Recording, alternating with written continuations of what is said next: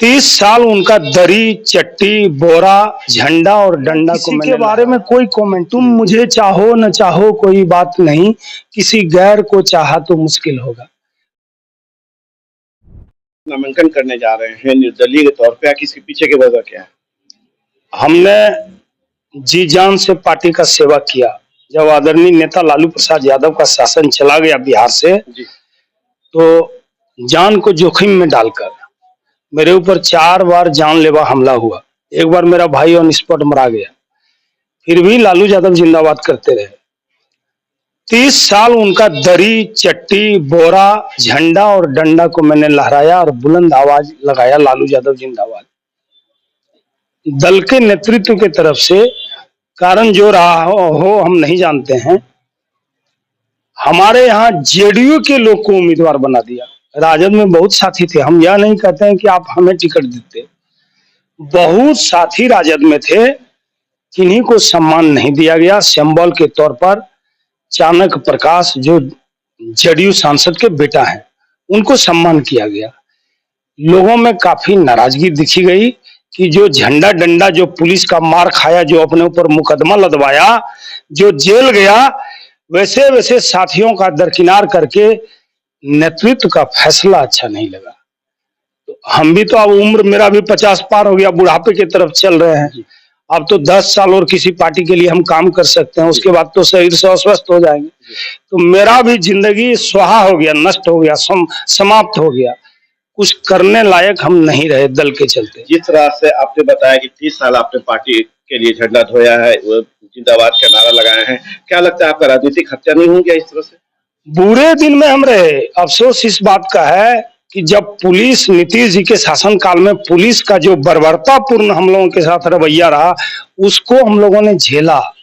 और हम लोगों का राजनीति क्या खत्म होगा, अब तो हम लोगों का लाइफ ही खत्म हो रहा है। तो जनता का स्नेह प्यार है, जनता ने उकसाया कि आप दलगत से उठकर निर्दल आइए, आपके साथ हम लोग कदम मिला के खड़ा है। तो हम हैं, जनता की बात पे हैं। जनता असली मालिक होती है, जनता का निर्णय सर्वोपरि होती है। जनता जो जनाधार देगा, जो निर्णय देगा, मैं कबूल करूंगा।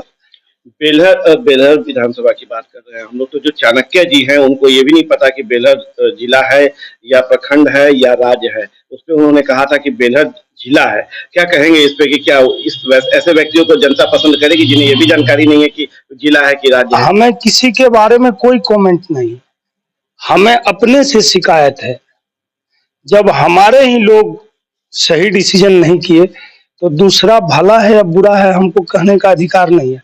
हमारे नेता आदरणीय लालू यादव मंच से गाना गाते थे कि तुम मुझे चाहो न चाहो कोई बात नहीं, किसी गैर को चाहा तो मुश्किल होगा।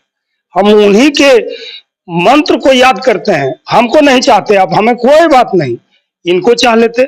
इनको नहीं चाहते, कोई बात नहीं, इनको चाह लेते।